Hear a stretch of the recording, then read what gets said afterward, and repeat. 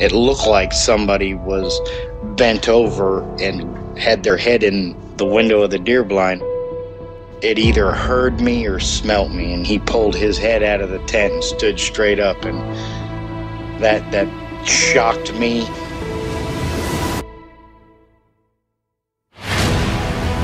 They don't make people that big. The way it moved, almost as if it was gliding across the beach. I've never seen anything move like that in my life. They were screaming at each other in gibberish. It sounded like a language, and they were chuntering away back and forwards, back and forwards, back and forwards. I know what a bear looks like, and there is no way on this planet that what I saw were bears.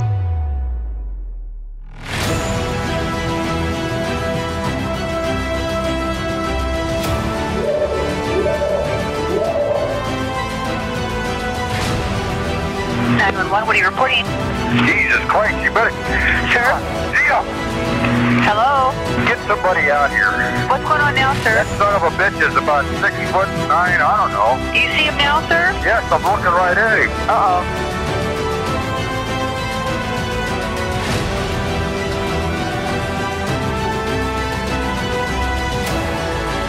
This is Jacob from John Day, Oregon, and you're listening to Sasquatch Chronicles.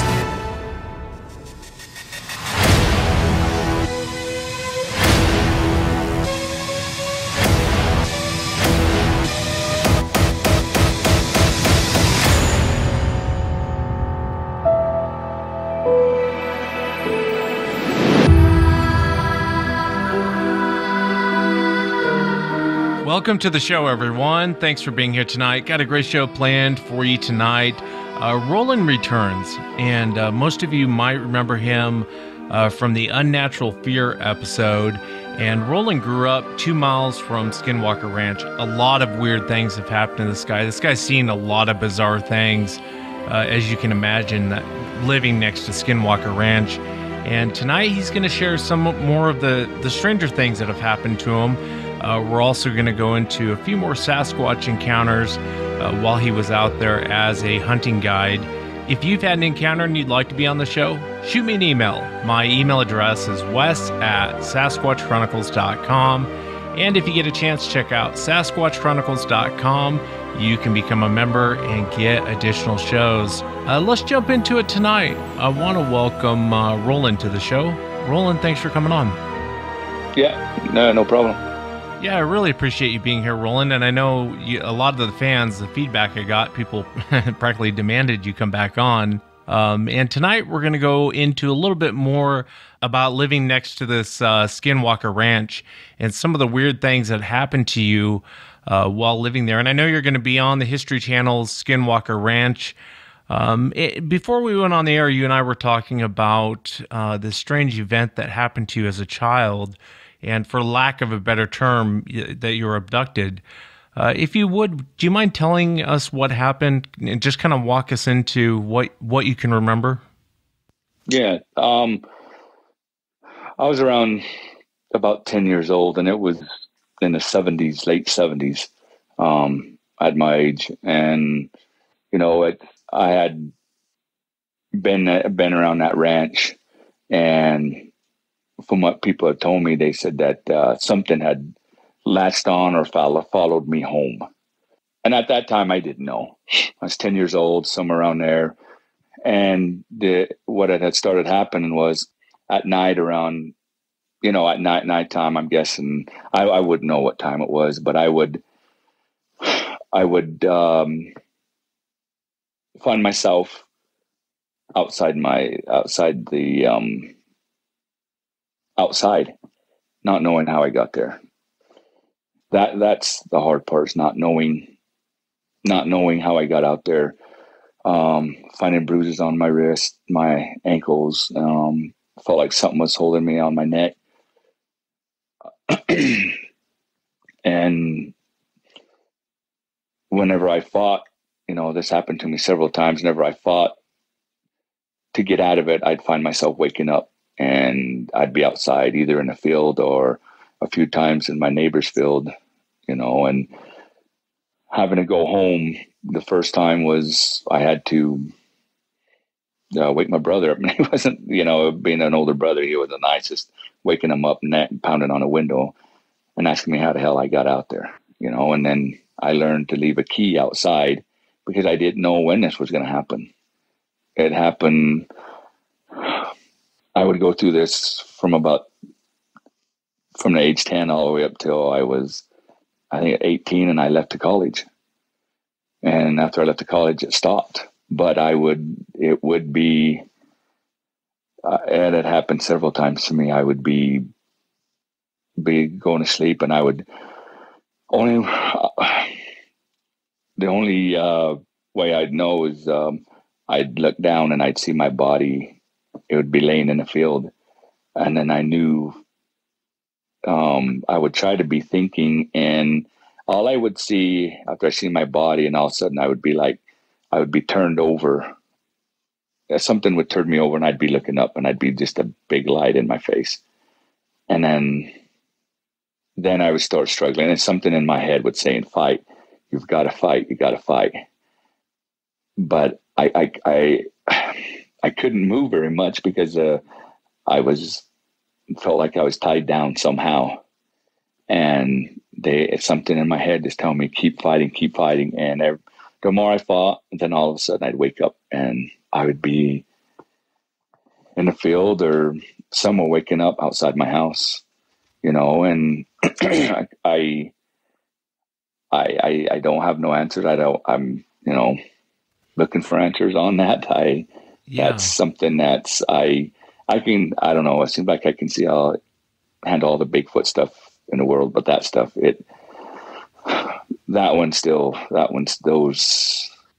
that really gets to me. That one still, I can't look at, when that fire in the sky, when they show that little alien dude, I can't look at that. It bugs me for some reason. I don't know why. It's just something I'm terrified. Yeah. Can I ask you real quick, Roland, is there something that happened to you that you can pinpoint prior to when these abductions, I guess, for lack of a better term, started happening to you? I had been on the ranch. I'd been on the ranch, and that's about all I can say is I'd been on the ranch and came home, and some incidents had happened, and I came home, and that's the only time I can think back is when that started. If this stuff started, and it wouldn't be only just that. I'd be laying there and I'd hear things like tapping on my window, and then walking around and something scratching on the walls outside. And then I could hear, I don't know if they were saying it,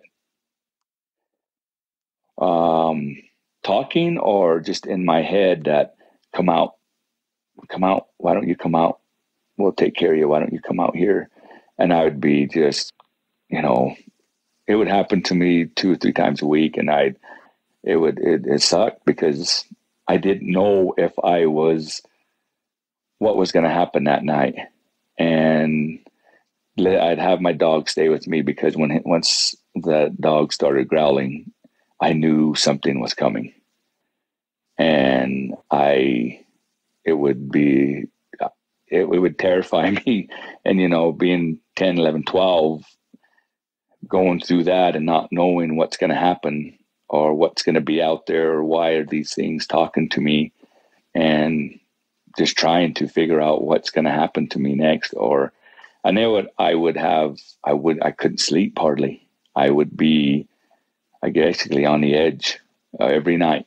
Any noise, anything would wake me up, any movement, because I didn't know what was coming, or if I was going to be waking up outside and not knowing how I got out there. And it was tough childhood dealing with that stuff and not being able to tell anybody, because I would be ridiculed or told it was the devil, and stop talking about that, back in the 70s. Yeah. And it was hard. It's strange. The light part fascinates me, almost like it sounds like a UFO abduction. I was talking to this little girl one time, and I don't trust Sasquatch. I don't know what Sasquatch is, and that's why I'm very, very cautious when it comes to Sasquatch. I know people have different opinions than me, and that's fine. I was talking to this little girl, and she's probably 9, 10 years old, and her parents put her on the phone with me, and for obvious reasons, I didn't put her on the air. I'm not going to put a 10-year-old on the air. This little girl knows, she could tell you about the face of this creature. She could tell you about every little wrinkle on its face. She could tell you, this kid had way too many details. It wasn't like an overactive imagination. And the parents found some evidence to support what the daughter was saying.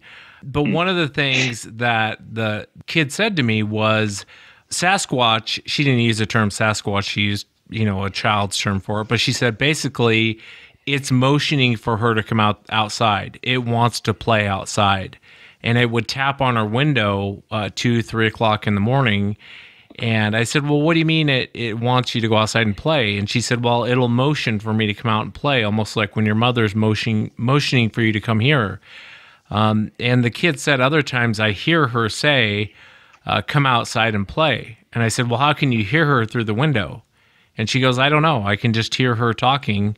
And she's saying, come out and play. The other strange incident I was starting to tell you before we went on the air, I talked to this gentleman, and he talked about this creature they constantly come up to this kid's window at night. He's a grown man now, but when he was a kid, and one of the things that happened to him a lot was he would end up outside, and he would have no idea how he got out there. There was one incident where he's probably 9 years old, and he's wearing the old jammies, they used to have back in the 80s and 70s and 80s, where it was like a full jumpsuit, it had the rubber bottom feet. He said he vividly remembers standing out in the snow looking up at this creature. And it was a female creature. He said it was absolutely female. He only remembers bits and pieces of it. Next thing you know, he's in his bed, and he thought he had a bad dream until he realized that from about the knee down, he was sopping wet from walking around in the snow all night. These aliens, these demons, these dogmen, these skinwalkers, these Sasquatch, you can draw a lot of very odd coincidences between all of them, in my opinion, from all the people I've talked to. There's times where I'll talk to someone, I'll go, oh, I heard that over here, but we weren't talking about Sasquatch, we were talking about demons. Or I overheard about this over here, but we were talking about UFOs and aliens. Do you think it's all kind of related? I don't know on that portion, because where I did live, they say it's a corridor for the Skinwalker.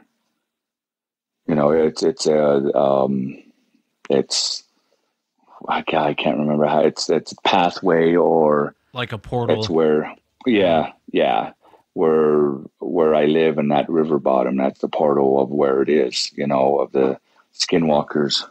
And so and I would see things down in that river bottom also, majority of it was in the evening times, but that's what I was told later, much later, that that's a portal for the Skinwalkers to come through, to get to the Ute reservation is in that river bottom area. If something followed you home, do you think it was a Skinwalker, or do you think, because there's a lot of alien activity on that Skinwalker Ranch. As far as lights in the sky, people report all kinds of strange beings running around that Skinwalker Ranch. As far as something following you home, what in your heart, what do you think followed you home? My thinking, it was before talking to people, I thought, to me, it was a spirit that followed, some kind of spirit or entity followed me home. But I talked to, there's a few people I talked to, and they just don't know. It was, some of them say, oh, it was an abduction. So I honestly don't know. I've never talked about this to anybody. My wife's the only one she knows, I've tried to talk to people and they look at me like you're a freaking weirdo, and I've lost friends over me saying things, or people, alienated me of, don't go on him, he's a freaking weirdo. And, they'd ask, and then I'd tell them, and they wouldn't even come around me anymore. So I learned at a young age, don't say anything to anybody. And I've held on to this for, and I kind of just forgot about it, didn't want to think about it, put it away for years and years, and not wanting to know about this stuff, and then all these, then you started hearing all these blogs and about the Skinwalker stuff, or what is it, missing, was it 411 or something, or Yeah. those files, and then this Skinwalker Ranch stuff started, and it seemed like it started to open all this stuff up again, and things started coming back to me, and I'm just like, well, maybe, it's time that I start saying something, because I've never said anything. My wife's the only one that's heard stuff, and she's been very supportive of it.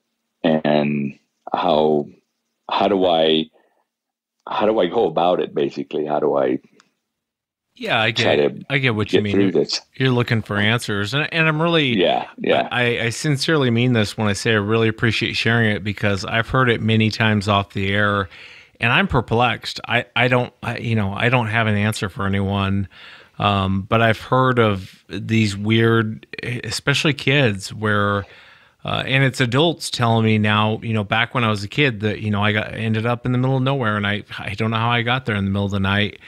I wanted to ask you, and I don't recommend being hypnotized, and I'm not even sure I could be hypnotized, because my attention span is that of about a 5-year-old. So I'm not even sure I could be hypnotized. But have you ever thought about doing that to see if there's any hidden memories in there that are not in your current consciousness?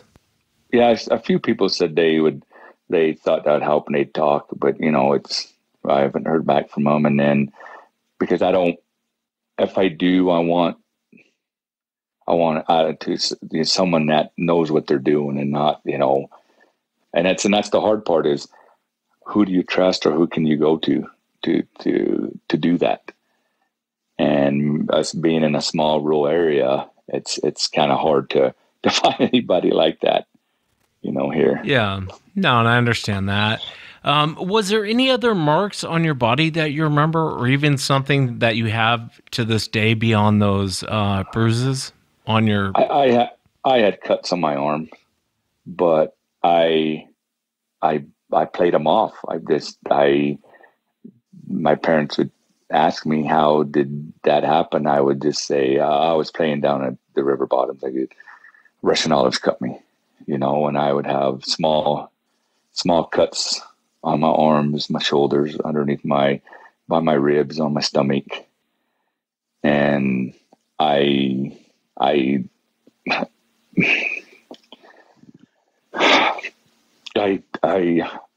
just didn't know how I got them. And what do you say to an adult when they ask you? And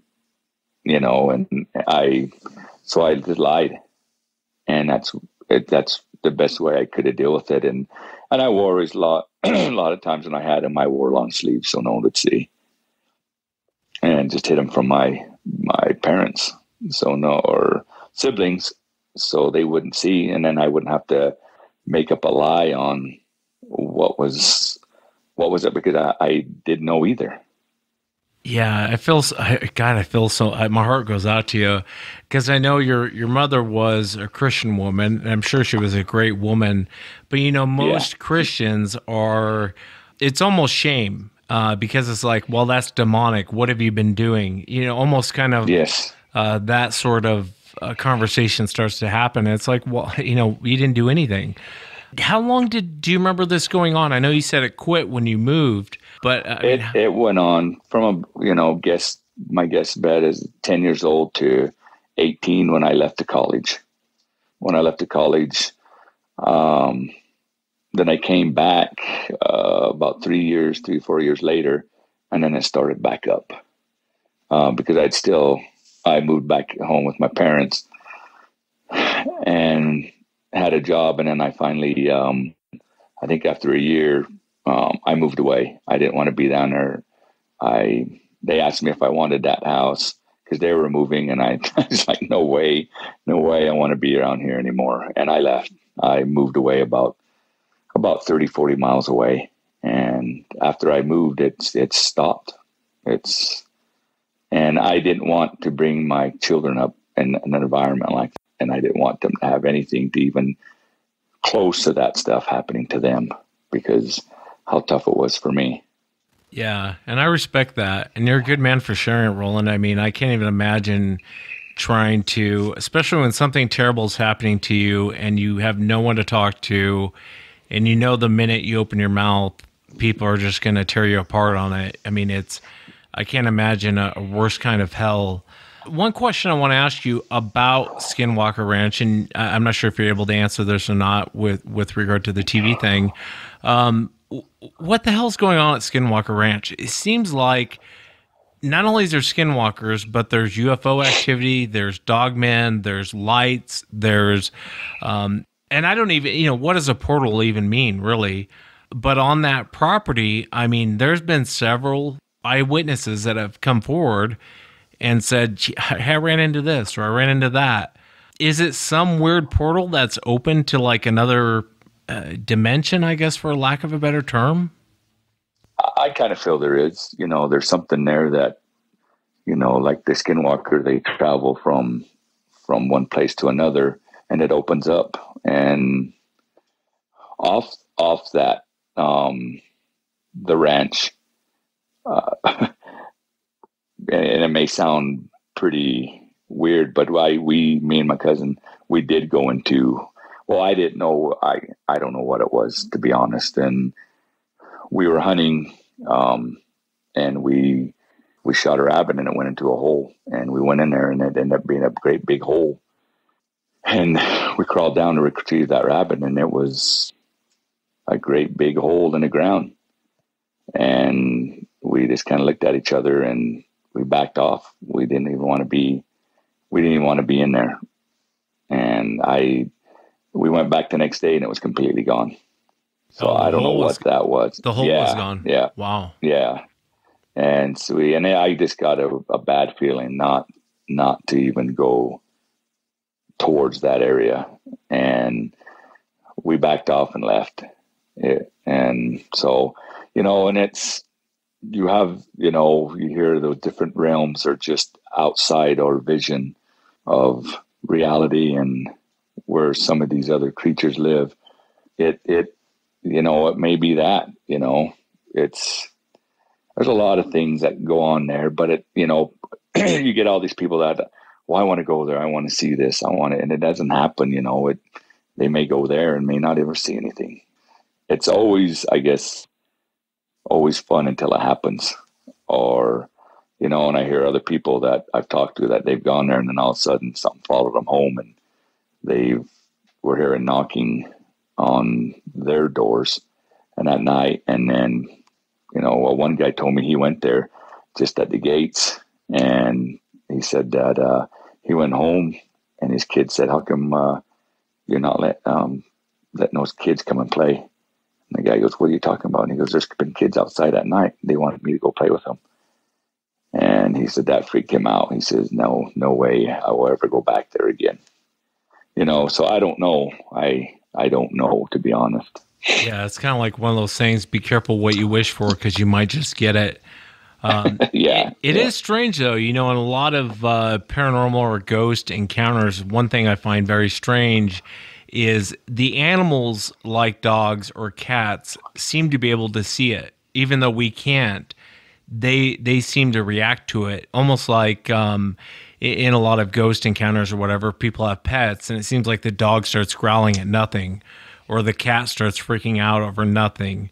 It is strange that we can't see into that realm. I want to get into shadow people and also Sasquatch, but have you ever had any encounters with spirits or demons or whatever label people want to put on it?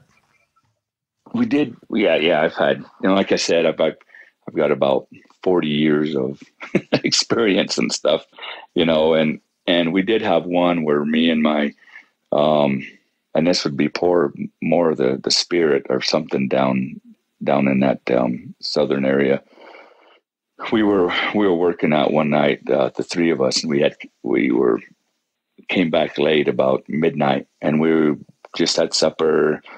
We were getting ready to go to bed, and just went in our trailer, and we had some older guys in their distant tent. They were maybe about 100 yards off, and we were just getting ready to down. We were laying down and just joking between each other. Then all of a sudden we heard, "Help me!" And he's like, we went all quiet. I heard, "Help me, please!" And I was like, "Shh, did you guys hear that?" And they go, "Yeah." And he goes, "God, help me, please, help me, help me, help me." And then you could hear like bare feet running towards our camper. And it was like, what the hell's going on? And just, you hear the feet, and then it was a lady just screaming, just, "Help me, oh God, help me, help me, help me, help me." And then she hit the trailer wall, and was like, what the freak? And my buddy was laying by the door, and I said, get the door. And he goes, no. And he's like, no. And I said, no, hold the door. And he goes, why? And I said, well, whatever it's out there, I don't want it coming in. And so we ran over there, and I grabbed the door handle, and I was just holding it, making sure it locked it. And all of a sudden it started rattling, like, something trying to open it in. And she just continually just, "God, help me, help me, help me, help me, help me, help me." And I'm like, and we were looking at each other, and do we go out there? And, like, oh, hell no, there's no other lady out here. We're quite a ways out. And then she started hitting the trailer, just, "Help me, God, help me, God, help me, God, help me." Then all of a sudden she started walking off, and you just hear her just saying that through the woods, just walking away. And it was loud, and it just started echoing, just, "Help me, help me, help me." And we just laid there and like, what in the heck just happened? And we couldn't figure that out. And so finally we went to sleep about 3 a.m. and then we got up, and then those older guys had come over to us, and we were just getting breakfast, and they go, "What are you guys messing around with us at night?" I was like, "What?" He goes, "Why'd you guys coming around and hitting our tent and pulling on our tent? We were sleeping in our tent, and somebody pulled our tent to the side." It was like, "Dude, we weren't over there messing." I said, "And we're not going to go over there at 1 a.m. We're too tired to go mess with you guys." I said, we had our own little episode, and we told them what had happened. They didn't say anything. And we just, and they didn't know what to think about that either. What made you think it wasn't just a human woman coming up asking for help? What was it about it that made you? I'm just curious. Where we work at, it's probably 2.5 hours just to get there on dirt road, and there's only one way in. And we had come in, and if somebody's camping, there's only a few places where you can camp. Majority of the time when people go down there, they usually go fishing or something, and they don't stay in those areas where we usually go because we're usually doing wildlife work, and they don't stay in those areas. That's the reason why. And we didn't see any other campers at that time. I gotcha. Yeah, it's strange, and in some Sasquatch encounters, especially people out in the woods, they'll hear, well, I won't even say Sasquatch encounters. There's Sasquatch around someone's property, and one of the things that is reported a lot is a female from the forest saying, "Help me." The other thing that gets reported a lot is a baby or a child crying. It makes me wonder if it's a trap, because you know, as a normal human being, if someone's saying "help me" in the woods, you're going to go look. And I'm not saying this normal, like what you were just talking about, but you know, if you're out on your property and you hear a woman saying "help me" in the woods, you're going to go look. Or if you hear a baby or a child crying, you're going to go look. It makes me wonder if it's like a trap or an ambush. Yeah, yeah, and that's it. We just end up having just a really creepy feeling. Like it wasn't good, especially if we let whoever it was or whatever it was come into that door. It was just a feeling we had, and that's why I ran over to the door and was holding the knob, because I just had a feeling that if it comes in, it's not going to be good. Yeah, it's so strange, and you hear that a lot where people think it's Sasquatch, and you know, who knows? What do I know? But they'll report the door handle being shaken, almost like it's trying to open it. And when they go out there, this thing will take off running or it's gone. It always strikes me odd that they don't come in. That they will. It makes me wonder if there's like a set of rules, like they have to be invited in order to. You know what I'm trying to say? Even like a spirit, almost like it kind of has to be, you know, you hear about these black-eyed kids and well, they'll come up and they'll ask to come in the house and use the phone. And why don't they just bum rush their way in? I guess the point I'm trying to make is I wonder if there's a set of rules they have to play by, you know, just a side thought. Yeah. I wouldn't have any idea on that. And something like that. And we did, and I had a buddy of mine when we were down there. He was, we were working late and he was coming out late by himself, and he had got a flat tire. And so he was down there fixing a flat tire. I think it was like at 11 at night. And he had told me that, he was changing the tire. He got a flat tire, so he was changing it, and he had a little headlamp, and he was getting that, and he had a jack on there. And he had just got done putting the third lug nuts on, and he had reached over to find the lug nuts and turned his hand over, and something had put lug nuts in his hand. And he freaked out. He just jumped in his truck, started, and he was gone. And he had on three lug nuts, had the jack on. He was out of there. He was out there, and you would not catch him down there. He would leave before it got dark, no matter what. He did not want to be down there. And we knew after a while that whatever it was really scared him, you know, and especially being at night and something putting lug nuts in your hands, you know. Yeah, no kidding. That would terrify me. Before we get to the shadow people, was there any more incidences throughout your life regarding spirits that you've run into? There was a few where we would have, we was doing some work on the spring, and we'd stayed in a small cabin, and we were had some summer youth staying with us and helping and showing them how to what we did and how we did the springs and everything. We had stayed down there before, and we kind of fixed that cabin up where we could stay in there and just get out of the weather. And we went in there that night, and we closed the door, and we put like a chair against it to hold the door. And some majority was just was because of bears. And we had our guns there, and we just told those boys, we're just putting it there, just precaution. If a bear comes by and he comes knocking, we'll have enough time to, you know. And I said, the majority of the time, no bears are going to come around here, because we parked our trucks up along the front of the door.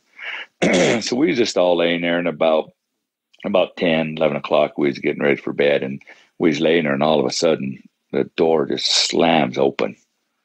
And those kids just up screaming, freaking out. I ran over to the door, and I was like, what the heck? And told my buddies, and I said, oh, it's just a gust of wind, boys, you know, not to get them scared or anything. That's just a gust of wind. That's just a gust of wind. But we went outside, and there was no wind, no blowing, nothing, you know, no gust of wind, no nothing. And so I told my buddy, all right, that was kind of weird. So we had blocked that door and put a table against it and the chair, and we had fallen asleep. That morning I woke up just right at daylight, and the door is completely open. The table, chairs, and everything were completely moved out of the way. No slide marks, no nothing, just like something picked it up and moved it, and the door is open. And we all slept through it. Don't know how that happened. Don't know anything about that. But that was kind of weird. That was a little weird. It reminds me of the guy I just had on.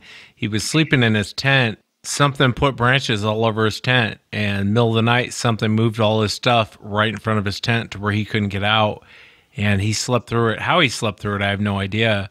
But I believe the guy. I think, he even has a video showing the next morning of what happened, and but he has no clue what happened to him, Mm-hmm.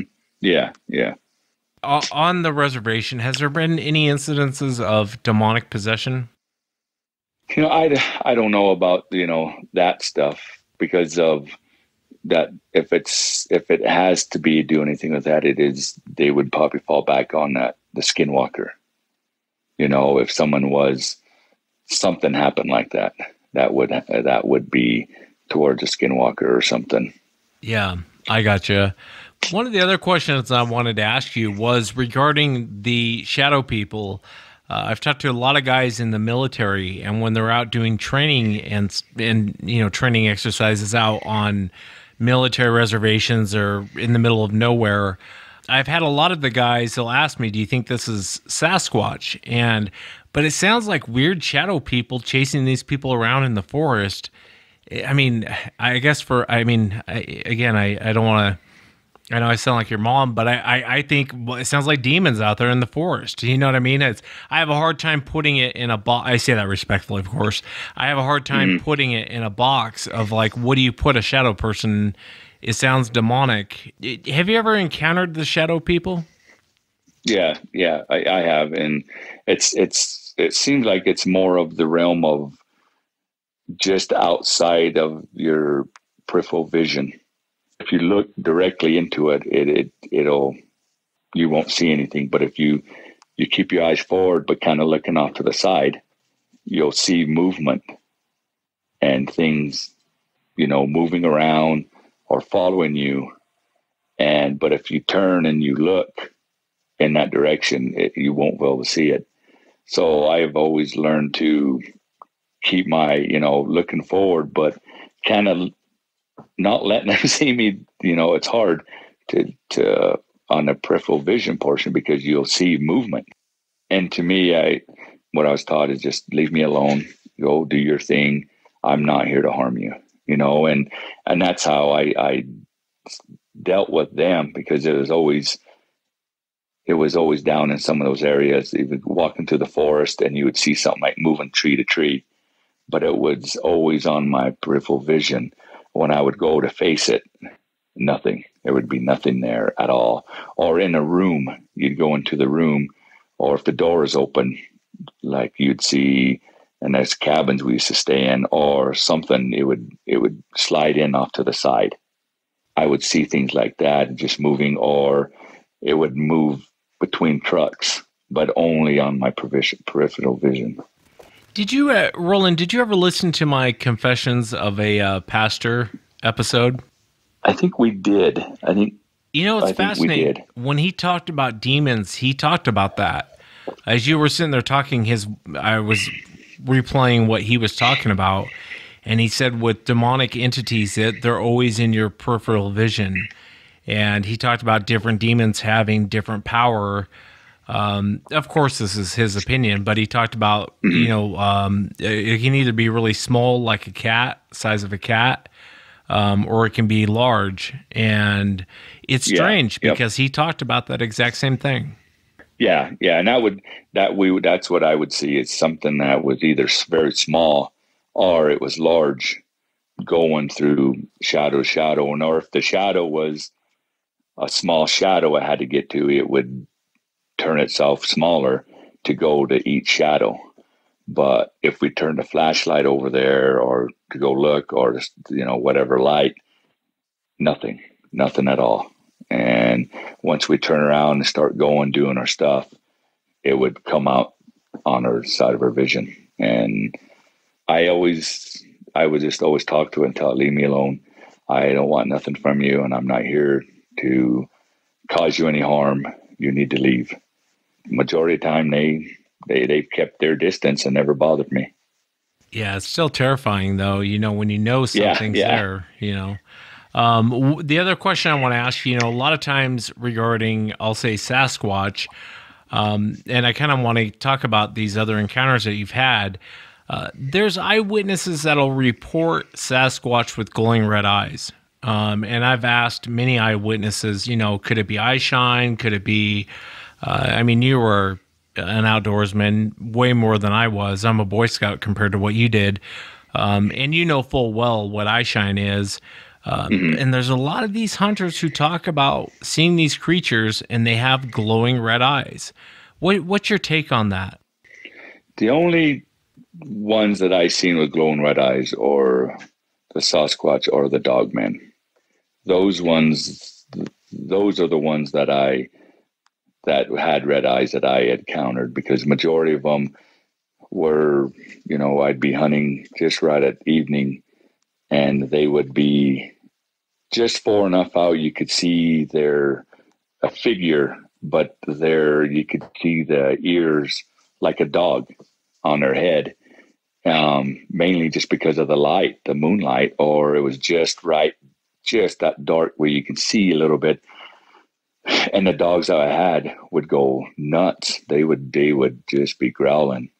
That started when I was at a very young age too, just going fishing, or I would be rabbit hunting or doing whatever hunting, and I'd be starting to head home before dark, and all of a sudden the dogs would start growling off to the side. And I always had 2 or 3 dogs with me all the time for that reason, because they know what's going on. They can sense these things way faster than I could, and I always paid attention to that. And I had to. I felt like I had to have that edge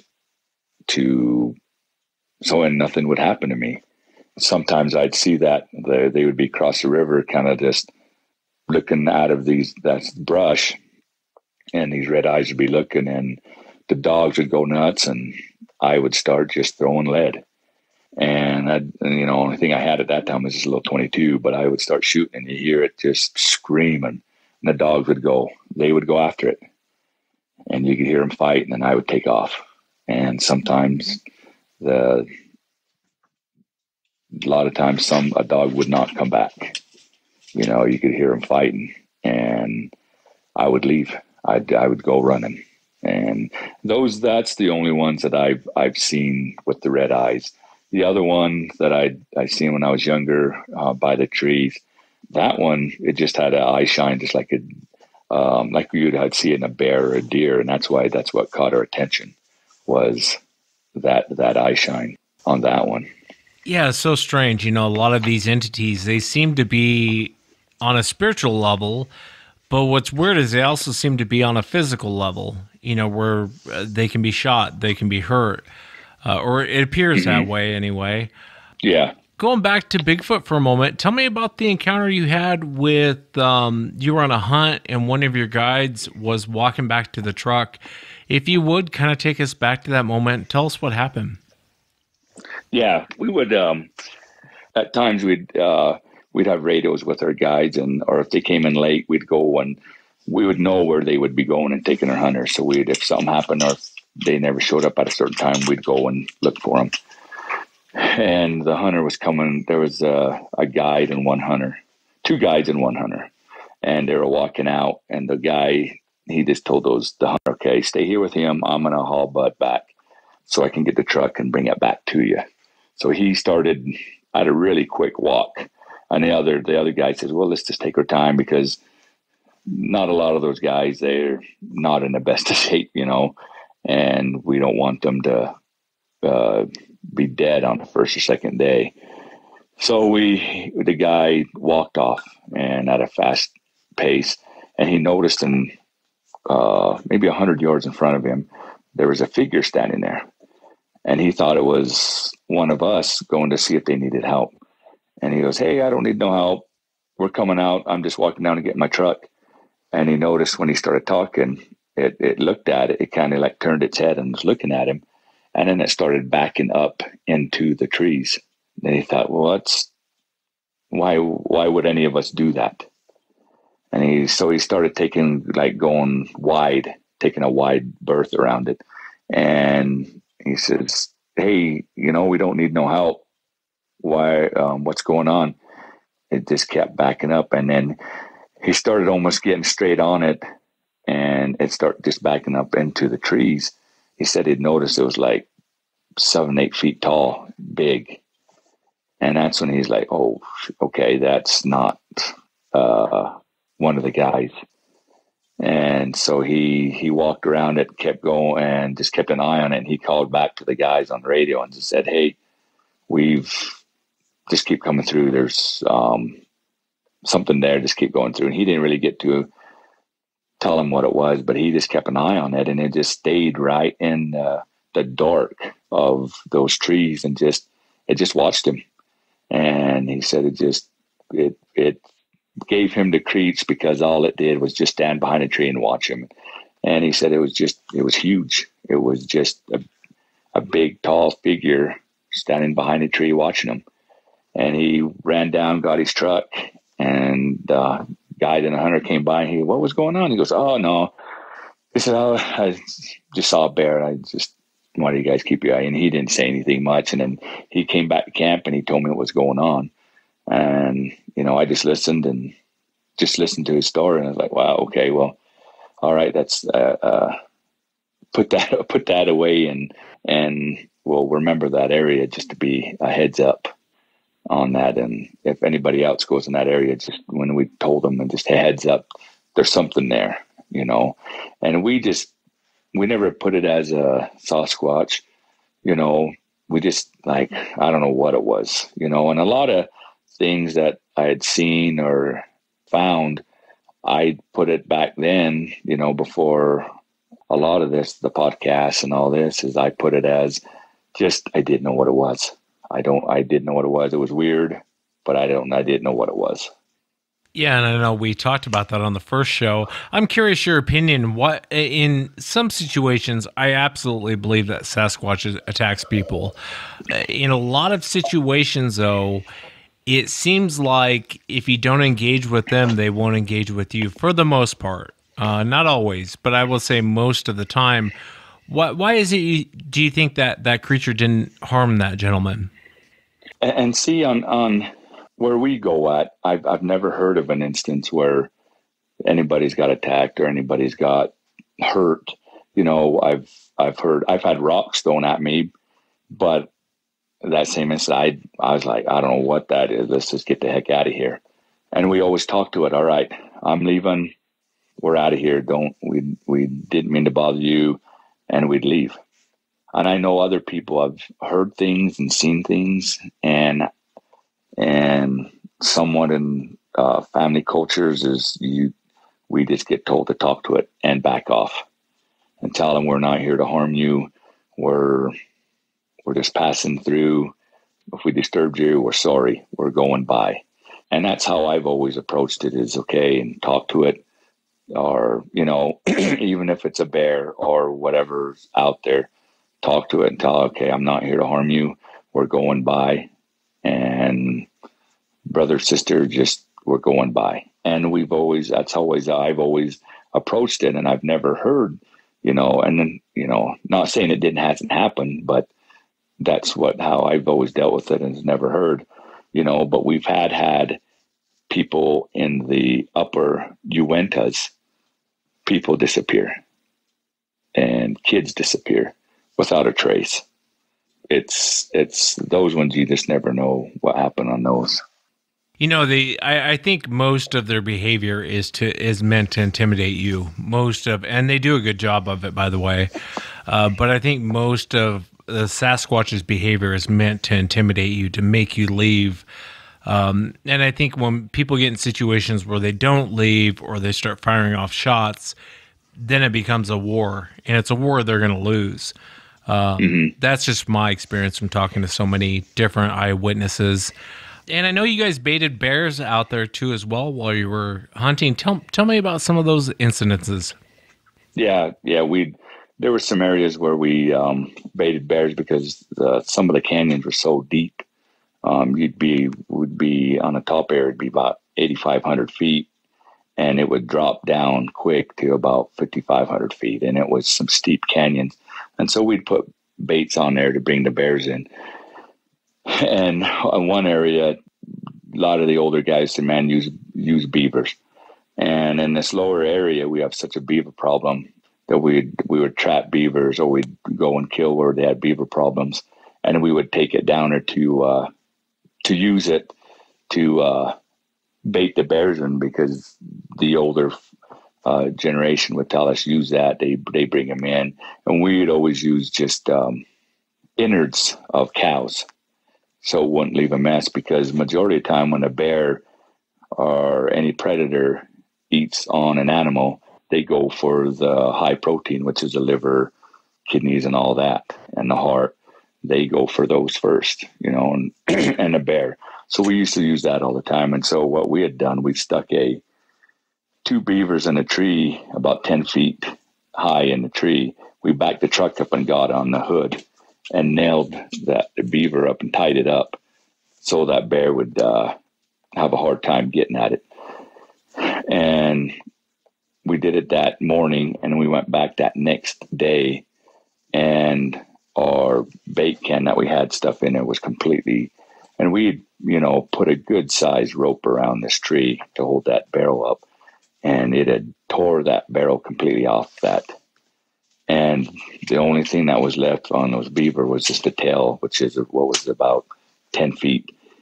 But we couldn't figure out how it got to that beaver, because there was no, if a bear goes up a tree, you can see the claw marks going up. It'll leave some kind of mark. We couldn't find anything at all. Just before that, we had some big bears coming into those areas. So we thought, all right, we've got a good bear. And so we put that there. And after that incident happened, where that whole barrel got ripped off, thrown down off the hill, and those beavers taken, we had set it all back up, and nothing came in at all. Everything just completely, no bears, no nothing. So we end up moving, and we had instant things happen like that before. Is we'd have bait barrels, and something would come in and rip our barrels completely off the tree. Nothing, no bears would ever come back in.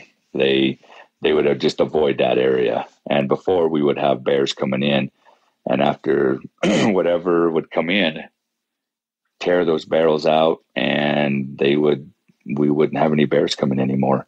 But we did get one. We had trail cam on one, and we had the trail camera up on one bait area, and it was about 7 feet high.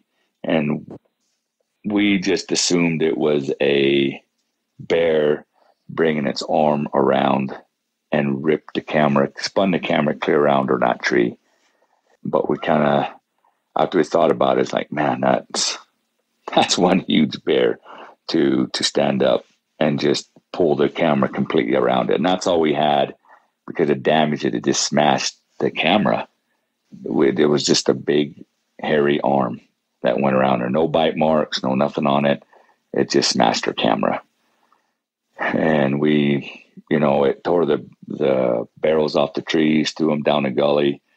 We stopped going to those places because nothing would ever come in after that incident happened. What's your take on the trail cam? Because I've heard that before, and I've seen videos to where it doesn't look like a bear. It looks like a hairy arm ripping the trail camera off. And it seems like when people have Sasquatch around their property, the moment you start putting up trail cams everywhere, all activity stops. I find that odd. I find that very strange. What's kind of your take on that? That was one of the only times that, we'd rarely use trail cameras, because we did a lot of stuff from tracks, and we would soften the dirt up, and we did a lot of our hunts based off the size of the track. But this one, we could never get, something would come in and just throw our barrel around. And I told the guys, I want to get a freaking picture of this. What is doing this? It's not leaving much of sign.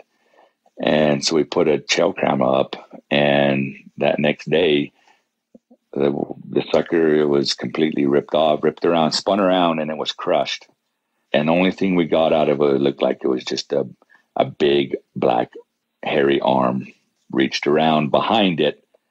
And then after that, it came around and put its palm or something over the trail camera. And then that was the last one thing we had. And it was completely smashed. Yeah, it's weird, man. I mean, as far as why we can't get them on trail cams, they're that good to come up behind trail cams. And I've seen many trail cam pictures like that where it looks like a hairy arm is taking down the trail cam. Was there any other incidences that happened to you when you were out baiting bears? Yeah, there was one other one. We had was doing a bear guiding, and we've got some big bears in some of those areas down there, and we had been chasing it. And the guy brought dogs in. They were top notch dogs. Like I think there was 5 or 6 of them, and very expensive dogs. And he brought them in just because we knew we was going to be going after some big bear. And we got on a trail on one. It had taken off. We'd been chasing it for quite a while, and it went off down a canyon. And we took off down a canyon, and we were on foot. We got up on top and was taking a breather, and we had one of those. The dogs had their collars on, and to show on GPS where they're at, what they're doing. It went off this really steep canyon, and we had seen the bear track, and it was huge. We went off the edge, and all of a sudden we could hear them barking almost on the bottom. And then we, all of a sudden it got quiet, completely nothing. And the guy was looking at his GPS unit, and it's like, well, they show that it has the bear baying, and it's there. And I was like, well, why ain't we hearing any barking? And so we dove off, and we went off the canyon. And he goes, there's somewhere around here, but the canyon was so steep, the GPS was bouncing off the canyon walls. So we start looking, and we couldn't find anything. Then the dogs, all of them, completely stopped barking. And if you've been around hounds, they're pretty mean dogs. They're crazy. They go after, they never quit. A dog, yeah. And so we went off, and we couldn't find anything.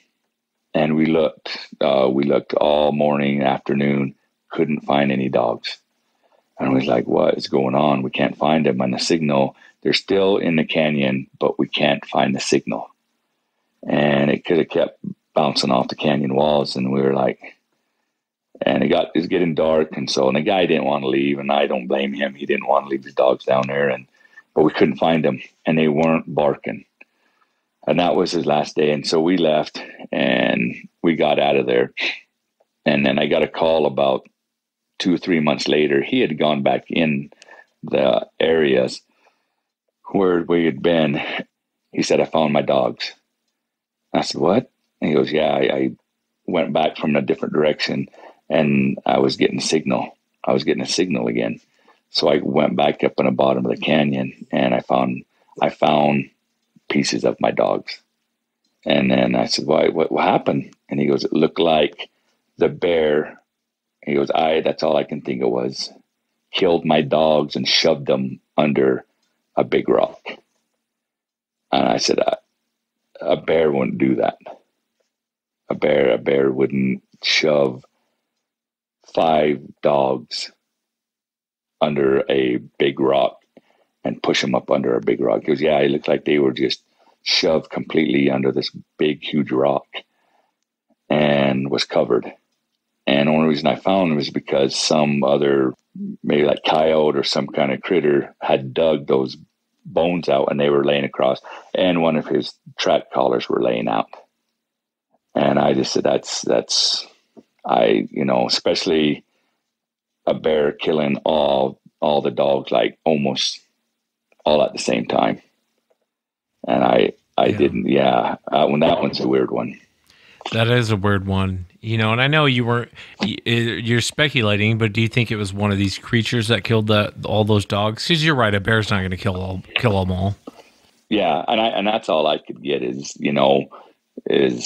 because I've seen those dogs in action, and if they don't want to get caught by a bear, they're not gonna. They'll run, and they're pretty fast. But how a bear got all 5 or 6 dogs in one little thing and kill them, and he said the bones were just smashed and shoved them underneath the rock like it was something and I know bears will bury their kill, but to shove them underneath a rock, that was kind of odd too.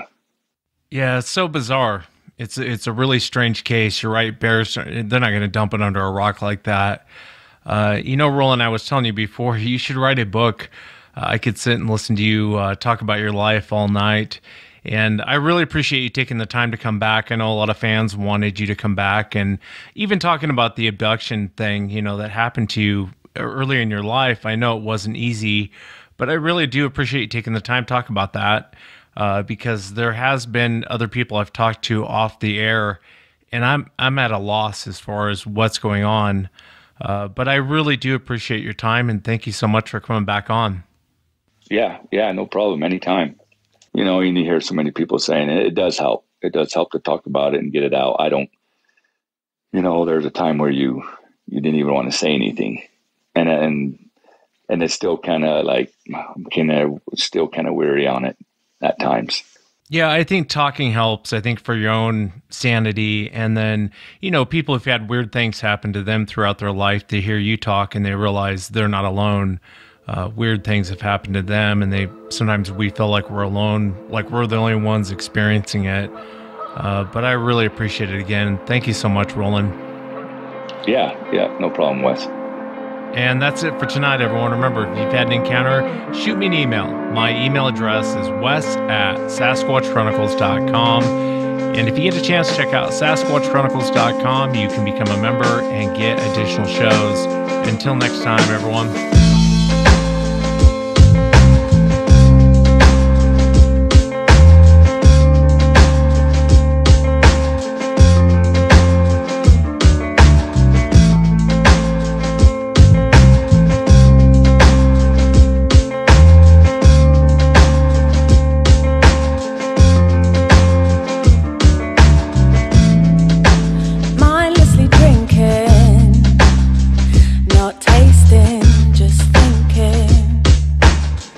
About limitless infinite life. She is my thunder. No wonder I'm going under the intoxicating danger I like. Save me from myself, let me drown in my black lake. Let me float away. Save me from myself, let me drown in my black lake.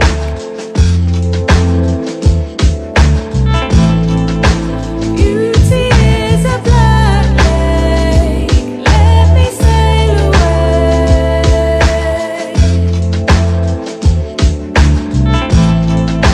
Beauty is a black lake, let me sail away.